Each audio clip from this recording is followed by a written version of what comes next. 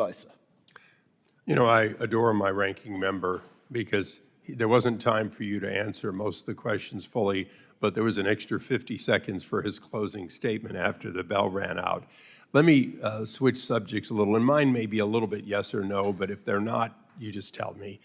The Millennium Challenge Corporation is an independent U.S. foreign aid agency focused on reducing poverty through economic growth and in a well-governed developing country.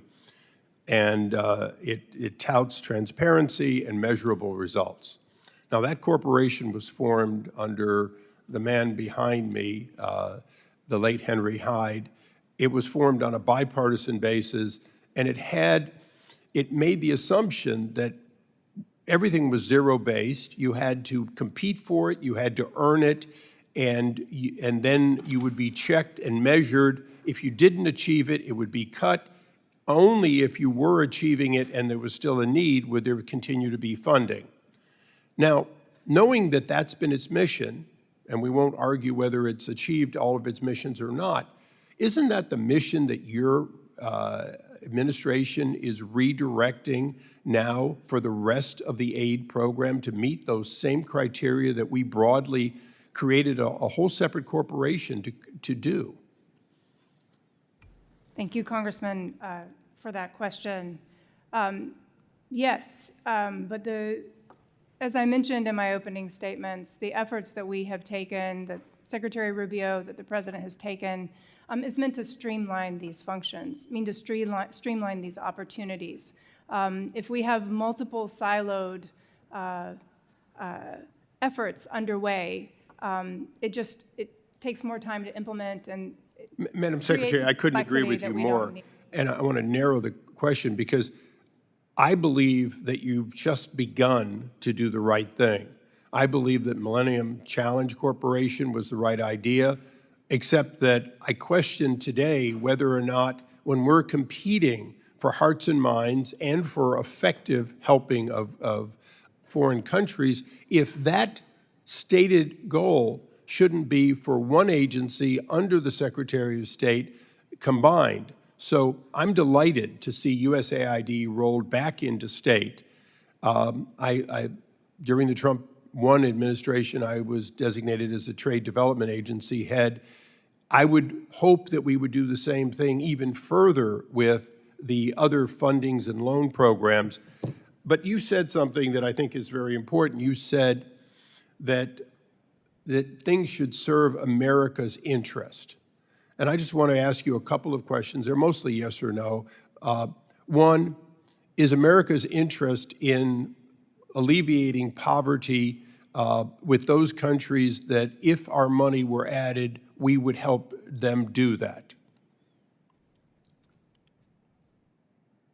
Meaning you don't put the money just anywhere, you put it where it can make a difference.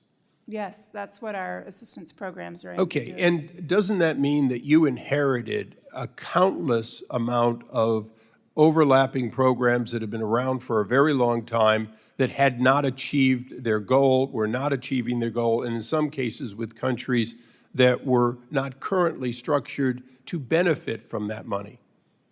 So this is exactly the goal of the reorganization as it relates to foreign assistance programs, by putting the foreign assistance programs into the State Department under the governance of the regional bureaus, being executed overseas with oversight from the ambassadors who have been empowered to make sure these programs meet the needs that they were intended for. That's exactly the goal of Secretary Rubio. Now, if I can use my remaining time to be a little specific and parochial, recently, there was an effort on the House floor in appropriations to defund the Lebanese armed forces in their effort to basically to eliminate Hezbollah's ability to regenerate itself and threaten its neighbors. The State Department has continued, along with DOD, the funding of the Lebanese armed forces, along with other aid to Lebanon in that effort. Do you stand by that as a good investment in a country trying to emerge from being an occupied state? Sir, thank you for that question. As is true across the region, in the Middle East, the president is aimed at seeing a ceasefire across all of the conflicts that are going on. As you probably are aware, Ambassador Barrick is very much engaged in Lebanon and working on. And Syria. I appreciate him being Syria. special envoy to both. And ambassador to Turkey. He wears multiple hats, as many do in our organization.